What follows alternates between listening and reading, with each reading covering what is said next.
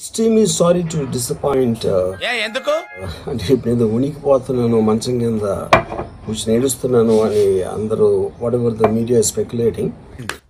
ఇంట్లో అయితే వస్తువులు పగిలిపోతాయి, కావాలంటే జిమ్ఖానా గ్రౌండ్స్ రండి. నేను ఒక్కడినే, మీరు 20 మంది ఉన్నారు, ఇంకో 20 మందిని తెచ్చుకో. వాళ్ళందరికీ చిన్న డిసప్పాయింట్మెంట్గా ఉండొచ్చు వీడియో. 20 తెచ్చుకో, లెక్క ఎక్కువైనా పర్వాలేదు, తక్కువ కాకుండా చూసుకో. ఇప్పుడు నేను ఆల్మోస్ట్ 1 year బ్యాక్ ఏదో ట్వీట్స్ పెట్టాను అనే ఎలిగేషన్.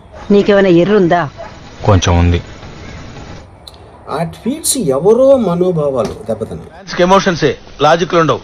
ఇక్కడ విచిత్రం ఏంటంటే 1 year బ్యాక్ పెట్టిన ట్వీట్స్ 4 డిఫరెంట్ ప్లేసెస్ లో, భయం అరుస్తాడు, బలం భరిస్తాడు.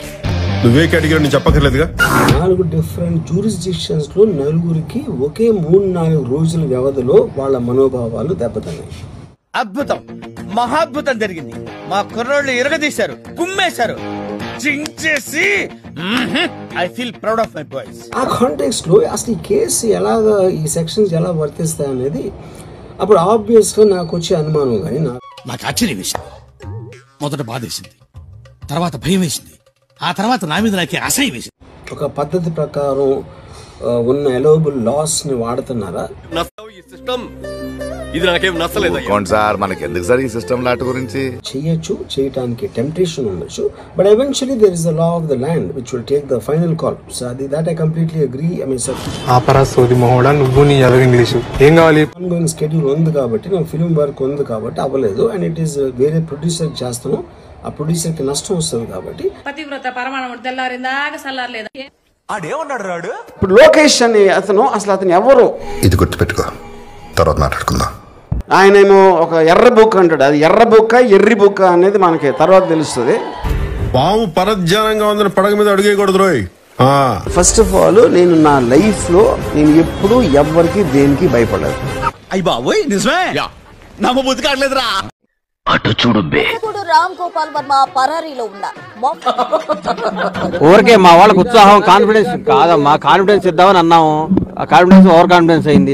ఫోన్ స్విచ్ ఆఫ్ లో ఉంది. దీంతో 2 పోలీసు బృందాలు గాలిస్తున్నాయి.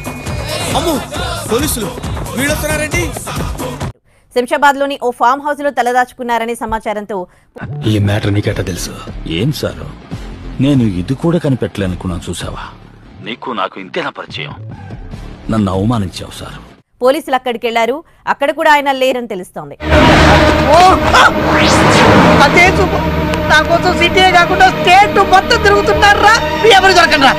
రామ్ గోపాల్ వర్మ కోసం ప్రకాశం జిల్లా పోలీసులు గాలిస్తున్నారు.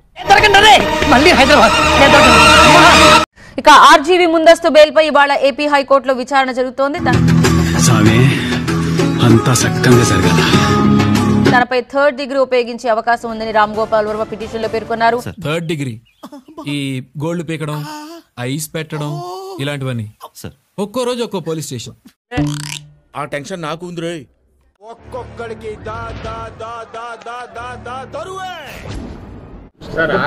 నోటీసులకి స్పందించకుండా తప్పించుకుని తిరుగుతున్నారా? ఎందుకయ్యా అవన్నీ? నువ్వు నీ పని నువ్వు చూసుకో. ఆయన ఒక్కళ్ళే గారు, మిగతా చాలా మంది కూడా విచారణకు రమ్మంటే రాకుండా తప్పించుకుని తిరుగుతున్నారని చెప్తున్నారు.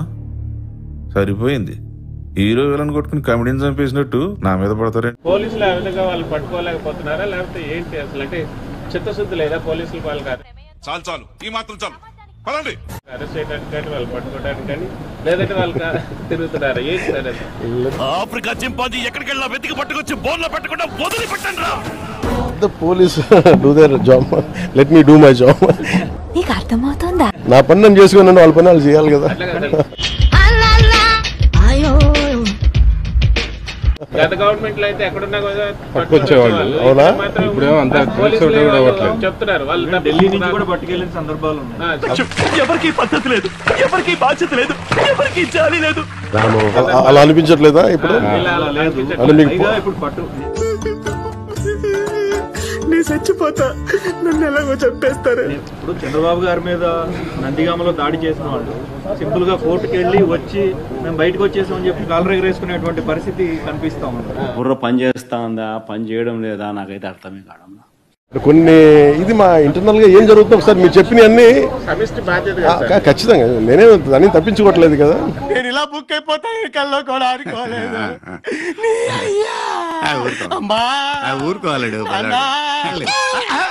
కానీ ఒక మాట చెప్పేటప్పుడు కొంచెం బాధ్యతగా చెప్పాలి. మా సార్ ఇంత ఇంటెలిజెంట్. సో మీరు మా మీడియా మిత్రులు అడిగారు ఢిల్లీలో, ఇవన్నీ నేను ముఖ్యమంత్రి గారి దృష్టికిను హోంమంత్రి గారి దృష్టికి తీసుకెళ్తాను. దండం పెట్టురా ఇడి చేస్తా, దండం పెట్టి ఇడి చేస్తా, చేతులు పైకి రావట్లేదు బాబాయ్. ఏం చెప్పంటారు చెప్పండి, మీ మాటకు నేను తీసుకెళ్తానని. అంటే నా బతుకు రోడ్డు వైడనింగ్ లో సగం కొట్టేసిన బిల్డింగ్ లాగా అయిపోయింది. ఉండడానికి పనికిరాదు, వదలడానికి మనసు రాదు. చిచి, మిమ్మల్ని అంత ఇబ్బంది పెట్టినప్పుడు, అంత ధైర్యంగా ఆంధ్ర పోలీసు ఉన్నప్పుడు, ఈ రోజు ఆంధ్ర పోలీసు ఎందుకు తట్టుపాయిస్తున్నారు అడగాలి కదా. చంపినోడు బాగానే ఉన్నాడు, సచ్చినోడు పైకి వెళ్ళాడు, చూసినోడు నాకు వచ్చిన తిప్పలు. ఒరే గులాబ్ నీలో ఉండాలా, స్టేటే మారిపోవాలా. రామ్ గోపాల్ వర్మ అనేవాడు ఒక లోఫర్. మా దృష్టిలో అయితే యావత్ భారతదేశం మొత్తంలో కూడా ఒక కామ పిచాచి, కామ రాబందు లాంటి వాడు. నేను మరీ అంత ఎదవలా కనపడుతున్నారా?